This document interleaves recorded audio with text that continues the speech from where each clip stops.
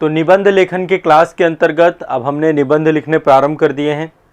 मैंने आप सभी को साहित्य और समाज पे एक निबंध लेखन बताया था और बताया था कि साहित्य से जुड़ा वो कोई भी निबंध आता है तो उसमें आप ये पॉइंट इंसर्ट कर सकते हैं।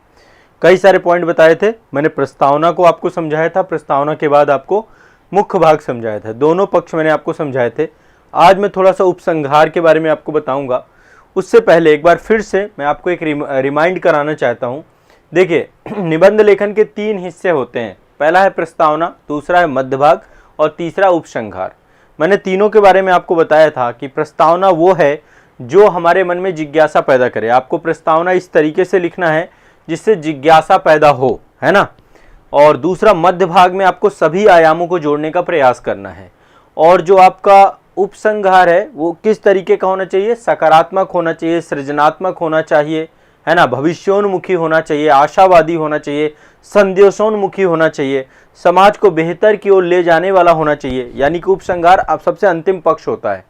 तो जैसा कि मैंने आपको टॉपिक लिया था समाज और साहित्य, ये टॉपिक हमने रखा था और इस टॉपिक पे निबंध लेखन को लेकर मैंने बहुत सारे पॉइंट आपको बताए थे और आप लोगों को कोटेशंस भी कुछ बताऊंगा। एक कोटेशन तो आप ये लिख सकते हैं, एक कोटेशन लिख लीजिए कुछ साहित्य पे। 2-3 कोटेशन पहले लिखवा देता हूं। एक कोटेशन लिखिए।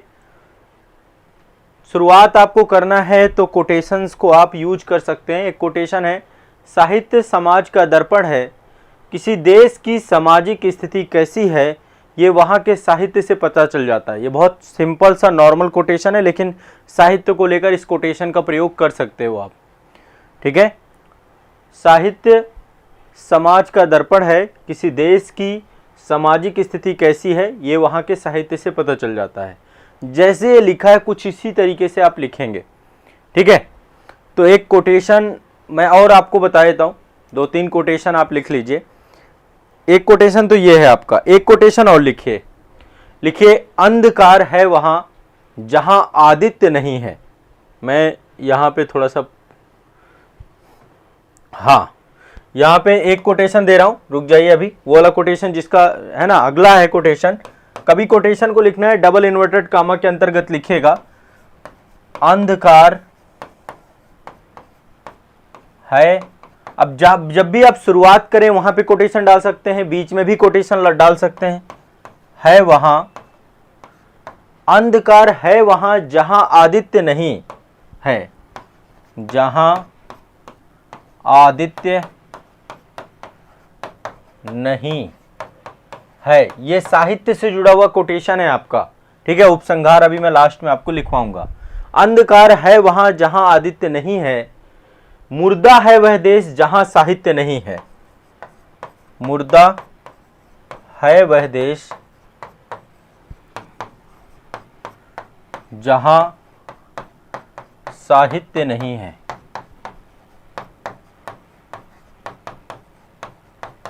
है ना। तो इससे क्या होता है, कोटेशन का मतलब साहित्य का प्रभाव पता चलता है कि साहित्य का क्या प्रभाव है, ठीक है। एक तो ये कोटेशन मैंने आपको बताया, साहित्य समाज का दर्पण है जो किसी देश की सामाजिक स्थिति कैसी है ये वहाँ के साहित्य से पता चल जाता है। इस पे ये भी लिख सकते हैं, साहित्य समाज का दर्पण है जो समाज को राह दिखाने में पूर्णतः समर्पित है। ये भी लिख सकते हैं, कुछ भी बना लीजिए। साहित्य समाज का दर्पण है जो समाज को राह दिखाने में समर्पित है या समर्पण है उसका, ठीक है। आगे लिखिए, 1-2 कोटेशन और लिखिए। एक तो ये कोटेशन मैंने आपको बता दिया, 2 कोटेशन हो गए आप लोगों के। एक कोटेशन लिखिए, साहित्य में जो शक्ति छिपी है वह तोप तलवारों बम के गोलों में नहीं पाई जाती है। ये महावीर प्रसाद द्विवेदी ने लिखा है। महावीर प्रसाद द्विवेदी का कथन है, साहित्य में वह शक्ति छिपी हुई है, शक्ति छिपी हुई है, साहित्य में वह शक्ति छिपी हुई है जो तोप तलवार और बम के गोलों में नहीं पाई जाती है।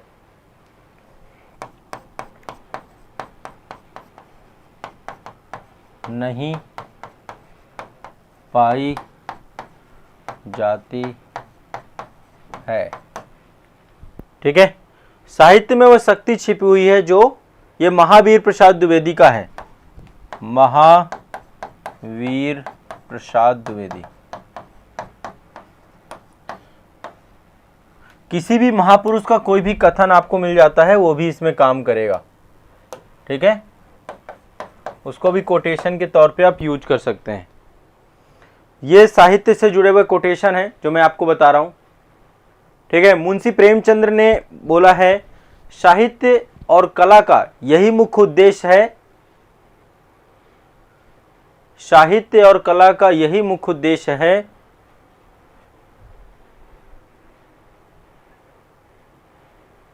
कि वह मानव समाज के जीवन को सुगम बना दे, मानव समाज के जीवन को सुगम बना दे। ठीक है, तो कोई भी आप ले लीजिए, है ना, और उस हिसाब से आप कोटेशंस कुछ डाल दीजिए। मतलब कोटेशंस आप लोगों ने भी कई सारे डाले होंगे, तो कोटेशन आपको 2-3 तो डालने ही डालने हैं। एक ये वाला कोटेशन ले सकते हैं, साहित्य का कर्तव्य केवल ज्ञान देना नहीं है। एक कोटेशन आपका ये है,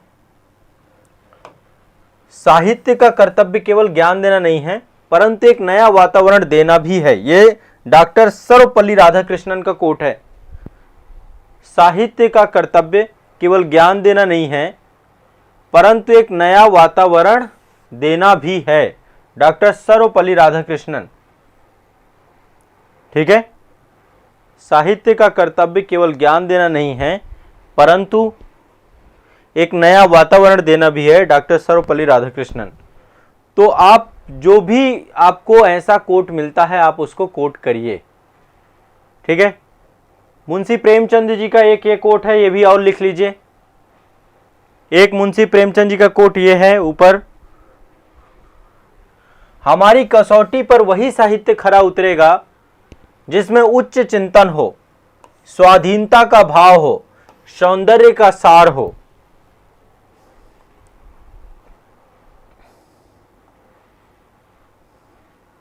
हाँ शैली बोरा जी, जब कोटेशन आप लिखेंगे, यदि आपको राइटर का नाम पता है, जिसका भी वो कोट है उसको आप लिखना चाहिए आपको। हमारी कसौटी पर वही साहित्य खरा उतरेगा जिसमें उच्च चिंतन हो, स्वाधीनता का भाव हो, सौंदर्य का सार हो। आप कोटेशन लिख करके भी अपने ऐसे का शुरुआत कर सकते हैं। कोटेशन बीच में भी डालिए, कोटेशन लास्ट में भी डालिए, पर कोट डालने होंगे आपको 2-3, इसका प्रभाव अलग पड़ता है ना। तो ये आपको ध्यान रखना है। क्लियर, स्पष्ट है सभी को? मैंने काफी कुछ कोट कुछ बता दिया, बाकी कोट अभी मिलेंगे। आप लोगों ने भी बहुत सारे कोट निकाले होंगे। 2-3 लिख सकते हैं, कोई दिक्कत नहीं है। कोटेशन आप 2-3 भी डालिए। सुमन राय जी, कोई जरूरी नहीं कि केवल एक कोट डालना है, 2-3 कोट डालिए। ठीक है, तो ये तो कोटेशन वाली बात हो गई। अब देखिए, मैंने जो आपको ये टॉपिक को लिखवाया था, इस टॉपिक के बारे में मैंने आपकी डिटेल डिस्कशन की थी, चर्चा की थी। ये वाला टॉपिक आपका हमारा एशे पे डिस्कस हुआ था, साहित्य और समाज। ठीक है, मैंने इस पे पहले आपको सिनॉप्सिस बनाने की बात की थी कि सिनॉप्सिस बना लीजिए, है ना, सिनॉप्सिस बना लीजिए। और सिनॉप्सिस बनाने के बाद पहले रूपरेखा बनानी है। तो मैंने रूपरेखा आप लोगों की पूरी बनवाई थी, यहाँ पे ये रूपरेखा बनाई थी आपकी ना, है ना, इसमें बहुत सारी चीजें मैंने ऐड ऑन की थी।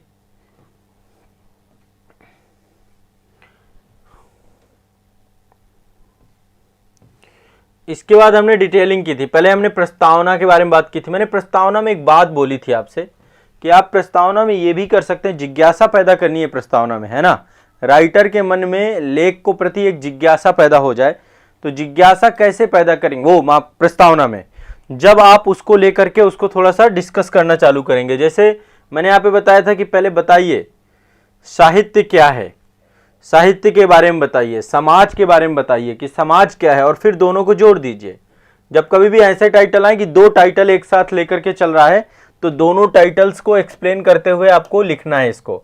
है ना। साहित्य और समाज ये दो अलग अलग टाइटल हैं, बट दोनों की एक दूसरे के विकास में क्या भूमिका हो सकती है, इसको जब आप ऐड ऑन करेंगे तो आपका निबंध लेखन चालू हो जाएगा यहाँ से। ठीक है, अभी मैं उपसंहार तो मैं लिखवाऊंगा आज आपको इसका। ठीक है, तो ये मैंने आपको बताया था, जितने लोग उस समय क्लास में थे, इससे पहले वाली में जिसमें डिस्कस हुआ है, इससे पहले की क्लास में मैंने डिस्कस कराया था।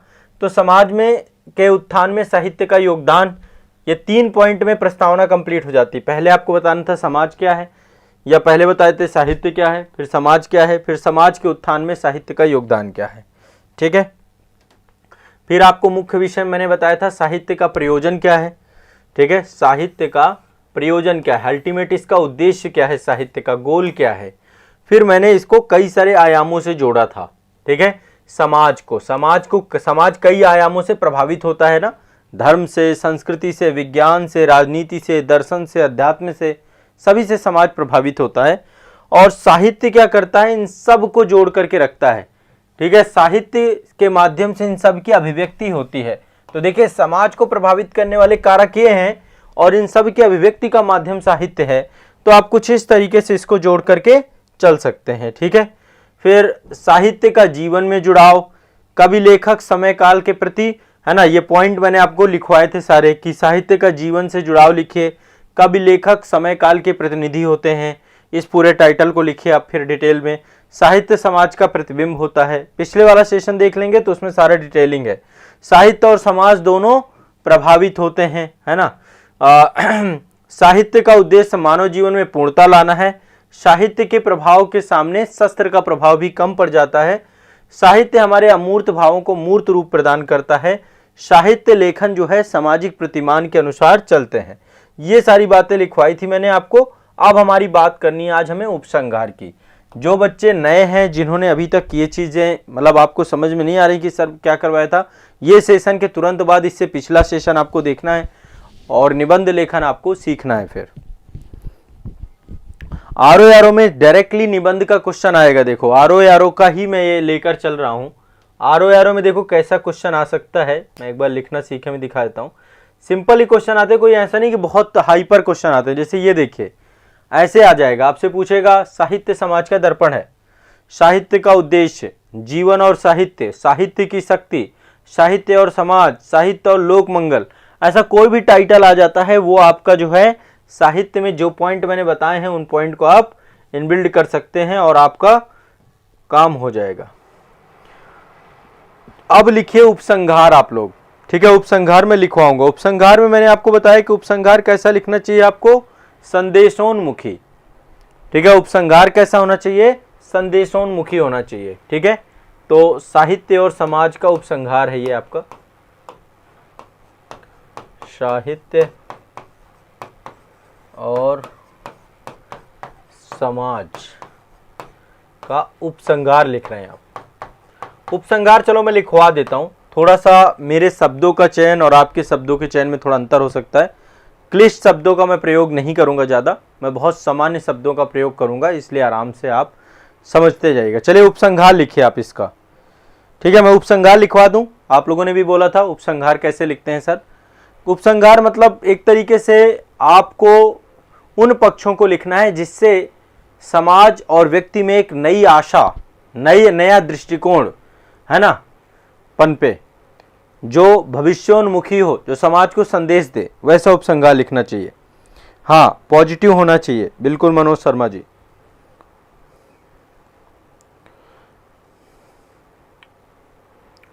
ठीक है, आप लोगों को देखो, जो स्टेट पीएससी वाले बच्चे हैं 600-700 शब्दों को लिखना आपको सीखना है और आईएएस वालों को 1200 शब्दों में लिखना सीखना है। सबका अलग अलग है, मैं लिखवा रहा हूं। ठीक है, आप लोग हेडिंग डाल लीजिए, साहित्य और समाज का उपसंहार लिखना है। मेन बॉडी तक मैंने आपको बता दिया था डिटेल में, ज़्यादा नहीं, थोड़ा सा ही बताऊंगा, ज़्यादा टेंशन नहीं लेना और इसको एक आइडिया भी लग जाएगा। लिखिए आगे। ठीक है, लिखिए, इसमें लिखिए साहित्य और समाज में घनिष्ठ से घनिष्ठ संबंध स्थापित होने पर भी, साहित्य और समाज में स्टार्टिंग यहीं से करेंगे, जो टाइटल है उसी को लेकर, घनिष्ठ से घनिष्ठ संबंध स्थापित होने पर भी दोनों में थोड़ा अंतर रहता है, दोनों में थोड़ा अंतर रहता है। दोनों में थोड़ा अंतर रहता है।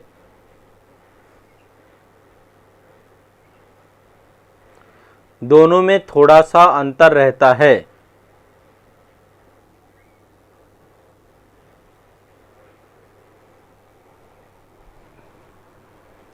दोनों में थोड़ा अंतर रहता है क्योंकि जीवन की धारा अक्षुण्ण है। समाज व्यक्तियों से मिलके बनता है ना। और व्यक्तियों को आपको पता है कि जो जीवन है हमारा, जीवन सतत चलने वाली चीज है। साहित्य समाज के कुछ बिंदुओं को, मतलब सारे पक्षों को नहीं उठाता, हर एक पक्ष को नहीं उठाता, उठा सकता है लेकिन वो उन पक्षों पर प्रकाश ज्यादा डालता है जहां पर उसे समस्याएं ज्यादा दिखाई देती हैं, जिससे वो समाज को संदेश दे पाए, जिससे उन समस्याओं का समाधान कर पाए। उन पक्षों को, जहां पे समाज व्यवस्थित तरीके से चल रहा है उस समाज को उतना ज्यादा, लेकिन जहां पे समाज का धारा डगमगाती है वहां पे साहित्य आकर के खड़ा हो जाता है। जैसे अभी आप देखिए, इस समय इजराइल और हमास के बीच में जो युद्ध चल रहा है, वहां के लोग विस्थापित हो रहे हैं, सारी चीजें हो रही हैं। तो इस समय का जो साहित्य है लगातार, चाहे वो मीडिया के माध्यम से हो, पत्रकारिता के माध्यम से हो, लेखों के माध्यम से हो, संपादकीयों के माध्यम से हो, लगातार उनकी अभिव्यक्ति बन करके निकल रहा है। पत्रकारों के द्वारा उनकी अभिव्यक्ति बन गए पत्रकार, है ना। तो ये चीजें दिखाई देती है हमें, है ना। समकालीन समय में जहां पे खुशहाल जीवन चल रहा है, साहित्य उससे, जैसे आप पूरे दिन का न्यूज़पेपर एक दिन का देखें तो उस न्यूज़पेपर में समस्याएं बहुत सारी होती हैं। यहाँ पे जीवन शांत है, बिल्कुल एक सही दिशा में चल रहा है, वहां पे साहित्य भी शांत है। लेकिन जैसे ही कोई समस्या आएगी साहित्य आकर के खड़ा हो जाएगा। लेकिन ऐसा नहीं कि शांत को भी नहीं दिखाया जाएगा, वो भी दिखाया जाएगा, उस पर भी प्रकाश डाला जाएगा, लेकिन प्राइमरी गोल होता है कि सामाजिक व्यवस्था का ताना बना सही ढर्रे पर चलता रहे। ठीक है, चलिए। हाँ, मैं फिर से रिपीट कर रहा हूं, फिर से बता रहा हूं। साहित्य और समाज में घनिष्ठ से घनिष्ठ संबंध स्थापित होने पर भी दोनों में थोड़ा सा अंतर होता है। जीवन की धारा अक्षुण्ण है, जीवन की धारा अक्षुण्ण है। साहित्य में उसकी प्राणदायिनी और रमणीक बूंदें एकत्रित होने लगती हैं। साहित्य में, अब यहां पे देखो शब्दों के चयन के ऊपर है, आप कैसे शब्दों का प्रयोग करते हैं, और निबंध में थोड़ा सा आपके शब्द बहुत अच्छे होने चाहिए। साहित्य में उसकी प्राणदायिनी और रमणीक बूंदें एकत्रित होने लगती हैं। सामाजिक जीवन तो अनेक नियमित अनियमित, थोड़ा सा गति से लिखिएगा, फास्ट लिखिएगा। साहित्य में उसकी प्राणदायिनी और रमणीक बूंदें एकत्रित होने लगती हैं। सामाजिक जीवन तो अनेक नियमित अनियमित, ज्ञात अज्ञात घटनाओं की श्रृंखला का समिष्ट रूप है। सामाजिक जीवन तो अनेक नियमित अनियमित, ज्ञात अज्ञात घटनाओं की श्रृंखला का समष्टि रूप है। ज्ञात अज्ञात घटनाओं का समष्टि रूप है। यह सत्य है कि समकालीन समाज साहित्य को प्रभावित करता रहता है। यह सत्य है कि समकालीन समाज साहित्य को प्रभावित करता रहता है, परंतु साहित्यकार का संबंध केवल वर्तमान से ही ना होकर, परंतु साहित्यकार का संबंध केवल वर्तमान से ही ना होकर अतीत और भविष्य से भी होता है। अतीत और भविष्य से भी होता है। अतीत और भविष्य से भी होता है। अतीत और भविष्य से भी होता है। महान कलाकार तो देश और काल की सीमा से ऊपर उठकर, मतलब जो कलाकार हैं, जो साहित्य है, वो कोई एक सीमा पे बंधा हुआ नहीं रहता है, वो समाज की कई धाराओं को लेकर के चलता है। ऐसा नहीं है कि वो समाज की केवल एक धारा पे ही बंधा रहे, है ना।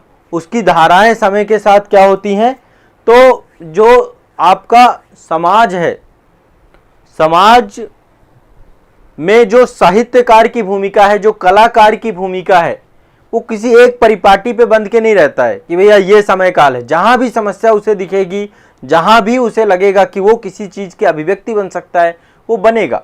आप देखिए, रूस यूक्रेन युद्ध हो रहा है, लेकिन उसकी बात यहां तक हो रही, यहां से आवाज उठाई जा रही, ठीक है, साहित्य के माध्यम से। या कहीं पर कुछ बेहतर हो रहा है तो उसको एक मॉडल के तौर पे भी साहित्य ले रहा है।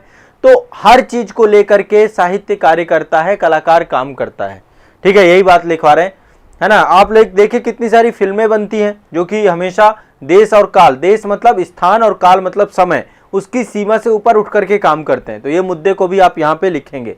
लिखे, महान कलाकार तो देश और काल की सीमा से उठकर सार्वभौम समाज का प्रतिनिधित्व करते हैं।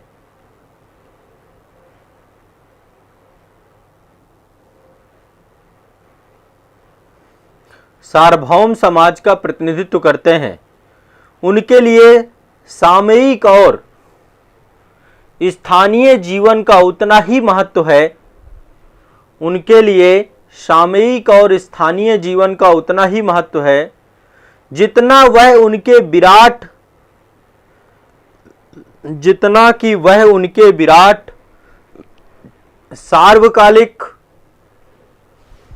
जितना कि वह उनके विराट सार्वकालिक यथार्थ जीवन की, सार्वकालिक यथार्थ जीवन की कल्पना में सहायक बन सकता है।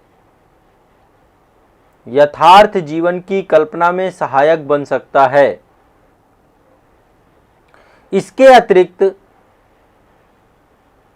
साहित्य में कुछ ऐसा विशिष्ट वर्णन होता है, इसके अतिरिक्त साहित्य में कुछ ऐसा विशिष्ट वर्णन होता है जो यथार्थ जीवन से मेल नहीं खा पाता है, जो यथार्थ जीवन से मेल नहीं खा पाता है। इसका कारण यह है कि साहित्य में, इसका कारण यह है कि साहित्य में मानव का जीवन ही नहीं, इसका कारण यह है कि साहित्य में मानव का जीवन ही नहीं, जीवन की वे कामनाएं भी हैं, जीवन की वे कामनाएं भी हैं, जीवन की वे कामनाएं भी हैं जो अनंत जीवन में पूर्ण नहीं हो सकती हैं। अब आपको ये समझ में नहीं आ रहा होगा, सिंपल सा है। साहित्य में मानव का जीवन ही नहीं है, बल्कि जीवन की वो सभी इच्छाएं हैं जो अनंत जीवन में पूरी नहीं हो सकती। सब कुछ साहित्य में भरा हुआ है। साहित्य में हर एक पक्ष को, भूत को, भविष्य को, सबको समेट रखा है, ठीक है। साहित्य में मानव के जीवन का जीवन ही नहीं है, मानव का जीवन ही नहीं है, बल्कि जीवन की वो सभी कामनाएं हैं जो अनंत जीवन में पूर्ण नहीं हो सकती हैं। सभी निहित रहती हैं, सभी निहित रहती हैं, सभी निहित रहती हैं। साहित्य जीवन की इन्हीं अपूर्णताओं को पूर्ण करता है। अब देखो, आप में से बहुत सारे लोगों का छूट रहा होगा, मुझे पता है। अब आप यहीं से अपनी स्पीड समझ लीजिए। जितने भी ऑनलाइन बैच वाले बच्चे होंगे उनका नहीं छूट रहा होगा। यहीं से आपको आपकी गति पता चल जाएगी कि आपकी क्या गति, आपकी स्पीड है। कभी आपने, मैं जब बोलता हूं तो आप लोगों ने जो मेरी स्पीड को पा रहा है, ये सोचिए मेंस में आप बहुत अच्छा कर पाएंगे। और आप सोच रहे होंगे कि सर तेज बोल रहे हैं, बिल्कुल नहीं बोल रहा हूं। आप धीमा लिख रहे हैं, आपकी समस्या है धीमा लिखने की। आप कभी भी एग्जामिनेशन हॉल पे जाकर 4200 शब्द कैसे लिखोगे वहां पे जाके, है ना। आईएएस में 4000 शब्द लिखने हैं, स्टेट पीसीएस में भी 3000 से लेकर के 4000 के बीच में शब्द सीमा है। तो वहां पे जाके क्या करोगे आप बताओ? ऐसे ही बैठने थोड़ा ना जा रहे हो आप लोग। गति आपकी स्पीड नहीं है तो स्पीड पे आपको काम करना पड़ेगा। राइटिंग खराब हो रही है तो अब क्या करें बताइए? आप बढ़िया गढ़ गढ़ के लिखिए, 4 लाइन भी नहीं लिख पाएंगे वहां पे। तो टाइम है ना भाई, हर चीज का समय सीमा है ना। राइटिंग सुधार लीजिए या तो ये कर लीजिए भाई। राइटिंग को फिर आप अपना टाइम दीजिए उसके लिए डेली। स्पीड, जो लोग बैच में जुड़े हुए हैं उनको मैं इतनी स्पीड में लिखवाता हूँ। शुरुआत में तो राइटिंग खराब होती है, लेकिन एक सर्टेन टाइम के बाद जब वो 1-2 क्लास 1-2 सब्जेक्ट कर लेता है तो फिर वो आ जाता है रिदम में। और आप लोग क्या है, पीडीएफ वाले बच्चे हो। आपको कोई पीडीएफ दे दे, बस पीडीएफ देख लेते हो भाई। देखने से थोड़ा ना लिखना आ जाएगा। देखने से लिखना आता होता तो सब देख लेते। ये देखने वाले ही हैं जो पीडीएफ वाले, जो कभी नहीं लिखेंगे, उनकी गति और स्पीड सब कुछ मंद रहेगी। और एग्जाम में मैं सच बता रहा हूँ 90% संस्थान जहाँ पे आप पीडीएफ और इन सब चक्करों में रह रहे हो ना, वो सब आपके भविष्य के साथ खेल रहे हैं। उनको पता ही नहीं है कि इसको लिखना भी है, मेंस पूरा लिखित ही है। वो सब पीटी के लिए हो सकता है आपको तैयार कर दें, लेकिन आप मेंस के लिए तैयार नहीं होगे भाई। आप जब लिखोगे नहीं भाई, पीडीएफ वाले हो ना आप, पीडीएफ पा गए, खुश हो गए, बिल्कुल आपको लग रहा है अमृत मिल गया। अरे क्या फायदा हुआ पीडीएफ देख करके? तो उसने पल्ला झाड़ लिया अपना, है ना। कोई भी हो, यदि आपको पीडीएफ दे करके पल्ला झाड़ लिया, मैं भी इसका पीडीएफ नहीं दे सकता क्या, बताइए? पर मुझे पता है कोई फायदा नहीं है, जब तक आपका ये हाथ नहीं चलेगा ना, कोई फायदा ही नहीं है। सारा दारोमदार इस हाथ का है, वहां पे जाकर के लिखने का। साहित्य, आगे लिखिए, साहित्य जीवन की इन्हीं अपूर्णताओं को पूर्ण करता है। साहित्य जीवन की इन्हीं अपूर्णताओं को पूर्ण करता है, तभी वह जीवन से अधिक सारवान, तभी वह जीवन से अधिक सारवान और परिपूर्ण होता है। तभी वह जीवन से अधिक सारवान और परिपूर्ण होता है।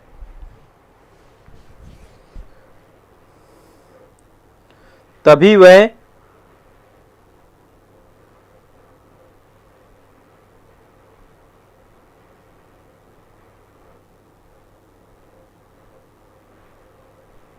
तभी वह जीवन से अधिक सारवान और परिपूर्ण होता है तथा जीवन का नियामक और मार्गदृष्टा भी होता है।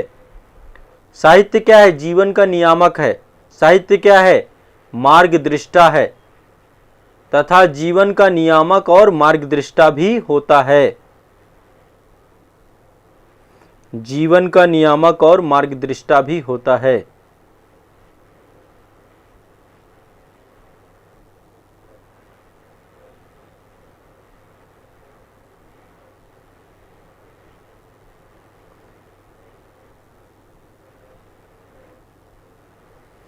जीवन का नियामक और मार्गदृष्टा भी होता है। ठीक है, तो ये आपका क्या हो गया? आपका उपसंहार। देखिए यहाँ पर वो सारे पॉइंट हैं, जैसे लास्ट वाली लाइन आप देखिए कि साहित्य जीवन की इन्हीं अपूर्णताओं को पूर्ण करता है। कैसी अपूर्णताओं को? जो जीवन की कामनाएं होती हैं, जो जीवन भर समाप्त नहीं होती, वो सब कुछ साहित्य जो है, साहित्य संजोए होता है, समेटे होता है ना। तो साहित्य एक मार्गदर्शक के तौर पे है, साहित्य एक परिपूर्णता के तौर पे है, साहित्य समसामयिक है, साहित्य एक सर्वकालिक है। साहित्य काल और समय से नहीं जुड़ा हुआ है, कोई स्थान से नहीं जुड़ा हुआ है, समय काल से ऊपर उठा हुआ है। कुछ इस तरीके से आपको साहित्य क्या, किसी भी चीज में निबंध लेखन करेंगे तो आप इन पक्षों को डालेंगे। ठीक है, तो साहित्य लेखन को लेकर ये उपसंहार वाला पॉइंट था। आप अलग भी कुछ भी उपसंहार लिख सकते हैं, मैं किसी चीज को लेकर मना नहीं कर रहा हूं। आप अपना उपसंहार भी डाल सकते हैं, जो भी आपने डाला हो वो तो अलग अलग हो सकता है, कोई इसमें इश्यू नहीं है। ठीक है, बट यहाँ पे पॉइंट वही डालने हैं जो कि पॉजिटिव हो, जो कि जीवन को थोड़ा सा बेहतर बनाए, उस हिसाब से इस चीज को दिखाना है। ठीक है, बाकी मैंने आपको काफी सारे कोटेशंस भी बता दिए, प्रेमचंद का बता दिया, जो है सर्वपल्ली राधाकृष्णन का बता दिया, महावीर प्रसाद द्विवेदी का बता दिया। ठीक है, और 2-3 कोटेशन आपको बता दिए, कोटेशंस भी ऐड करिए। अब आप इसको, आप लोगों ने लिखा होगा सभी को, ये सारे पॉइंट मैंने बताए थे आपको कि किन किन पॉइंटों में लिखना है, मेन बॉडी पूरी बताई थी। तो ये सारे पक्ष हो गए, आपका उपसंहार भी हो गया आपका। ठीक है, और आपका जो है मुख्य विषय भी हो गया, प्रस्तावना भी हो गया। ठीक है, मेरे तरफ से ये वाला निबंध लेखन कंप्लीट है। साहित्य को लेकर 1-2 पॉइंट, मतलब 1-2 टॉपिक यदि हम कभी लेंगे तो फिर इससे भी पॉइंट हम उठाएंगे। अब अगला मैं अगले सब्जेक्ट को लेकर के चलूंगा, अगला जो है निबंध लेखन आपको करवाऊंगा। अब इस निबंध को आप अपने शब्दों में लिखिए, इसको हूबहू मत लिखने का प्रयास करिएगा, रटने का प्रयास मत करिएगा। अपने शब्दों में जो इसका निचोड़ निकल सके, जो इसका सार निकल सके, तभी आप लिखना सीख पाओगे। कभी भी कोई भी बात कहीं पर भी आपको मिलती है, उस पर अपना सार निकालो, अपना तत्व निकालो। ठीक है ना। अक्षुण मतलब कि जो टूटे नहीं, है ना, जो टूटे नहीं, जो सतत चलता रहे, अक्षुणता इसी को बोलते हैं। ठीक है, जीवन की धारा अक्षुण है, यानी कि जीवन तो सतत है ना, लगातार चलने वाला विषय है ना। ठीक है, और हमेशा जीवन साहित्य में क्या होता है, इस जीवन की धारा के जो प्राणदायी समय होते हैं, जो कठोर समय होता है ना, रमणीक बूंदें, प्राणदायिनी बूंदें, इनको क्या करता है साहित्य एकत्रित करता रहता है। साहित्य उन पक्षों को लेकर रखता रहता है, समय काल स्थान की, है ना, उन पुटों को लेकर के चलता रहता है। अब आप लोग एक काम करेंगे, ठीक है, ये तो आपका साहित्य लेखन हो गया, साहित्य का विषय हो गया, इसको पूरा आप लोगों को लिखना है, ठीक है।